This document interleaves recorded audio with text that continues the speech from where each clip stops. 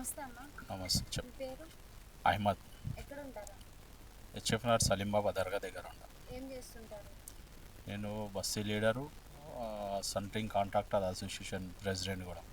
Okay. ఇప్పుడు Jubilee hills నియోజకవర్గంలో జరగబోయే ఉప ఎన్నికల్లో ఏ పార్టీ రాబోతుందని అనుకుంటున్నారు? 100% అయితే కాంగ్రెస్ పార్టీ వస్తుంది. ఎందుకన్నా? ఎందుకంటే 6 గ్యారంటీలు బాగున్నాయి. సీఎం రిలీఫ్ ఫండ్ కానీ, ఆరోగ్యశ్రీ కానీ. ఆరోగ్యశ్రీలో చాలా బెనిఫిట్ ఉంది. ఇంతకుముందు పోయిన టీఆర్ఎస్ గవర్నమెంట్లో ఆరోగ్యశ్రీ అంతా పర్ఫెక్ట్ లేకుండే, చాలా హాస్పిటల్లో లేకుండే. నేనే స్వయంగా మా అమ్మకు కూడా చేయించిన. ఆల్రెడీ మా బాబాయ్ కూడా ఇప్పుడే ఇంట్లో ఉన్నాడు, ఆయనకు కూడా ఆరోగ్యశ్రీ చేయించిన. ఆరోగ్యశ్రీలోనే హార్ట్ ఆపరేషన్ చేయించినాం. మళ్ళీ మా రిలేషన్లో కూడా వాళ్ళకు కూడా హార్ట్ ఆపరేషన్ చేయించినాం. సీఎం రిలీఫ్ ఫండ్ కూడా బాగుంది. ఆరోగ్యశ్రీ అయితే 100% మంచిగా ఉంది. ఇంతకుముందు టీఆర్ఎస్ గవర్నమెంట్ ఉన్నప్పుడు ఆరోగ్యశ్రీలో చాలా హాస్పిటల్లో తీసుకోకుండే. ఆరోగ్యశ్రీ ఉన్నదంటే అసలు లేదని పంపించేస్తుండే. ఇప్పుడు కౌంటర్ పెట్టి మంచి రెస్పాన్స్ ఇచ్చి చేపిస్తున్నారు, బాగుంది. ఓకే. సన్నబియ్యం వస్తున్నాయి. సన్న బియ్యం వస్తున్నాయి, ఎలా ఉన్నాయి? బాగున్నాయి, చాలా బాగుంది. తింటున్నాం, బాగుంది. అవే తింటున్నాం. ఓకే. ఫ్రీ కరెంట్ వస్తుందా అన్న? ఎవరికైతే 200 యూనిట్లు వస్తుందో వాళ్ళకు ఫ్రీ కరెంట్ వస్తుంది. వస్తుంది. సబ్సిడీ గ్యాస్ వస్తుందా? సబ్సిడీ గ్యాస్ అంటే ఎవరైతే చేయించుకున్నారో సబ్సిడీలో ఉన్నారో వాళ్ళకి వస్తుంది, చేయించిన వాళ్ళకి వస్తుంది. ఓకే. మరి మహిళలకి ఫ్రీ బస్ పెట్టారు కదా, మీ ఇంట్లో వాళ్ళే వెళ్ళేసి వస్తున్నారా? వెళ్తున్నారు.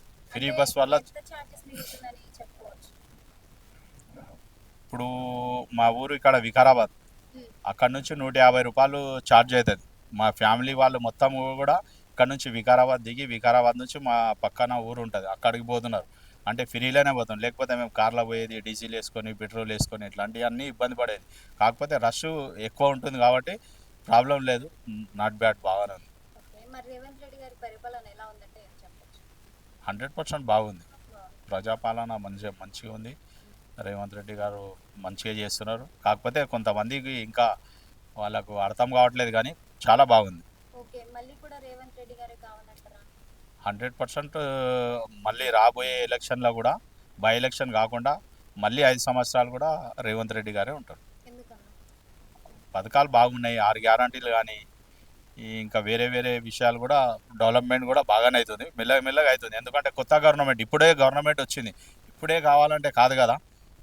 ఎవరైనా కానీ మంచి ఏదైనా పెట్టినా కానీ తొందర కావాలంటే కాదు, కొంచెం టైం పడుతుంది. ఇప్పుడు 18 ఏళ్ళు అయింది, ఇంకా 3 సంవత్సరాలు టైం ఉంది. వాళ్ళు 10 సంవత్సరాలు చేసిరు కాబట్టి వాళ్ళు కొంచెం చేయగలిగారు. ఫస్ట్ టర్మ్లో వాళ్ళు కూడా చేయలేరు.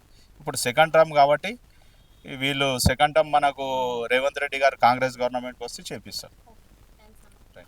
ఉంది ఊర్లో. ఇప్పుడు నాకైతే ఎకరానే ఉంది. అంటే మా అమ్మ పేరు మీద ఉంది. మా అమ్మ 1 ఎకరా, మాకు ఒక్కొక్క ఎకరా 3 అన్నదమ్ములకు ఇచ్చింది.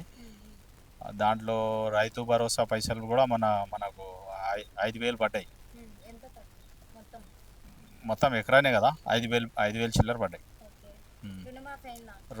రుణమాఫీ పోయిన సంవత్సరం అయింది. 80,000 ఉండే, 80,000 పోయిన 15 ఆగస్టు ముందే అయినాయి.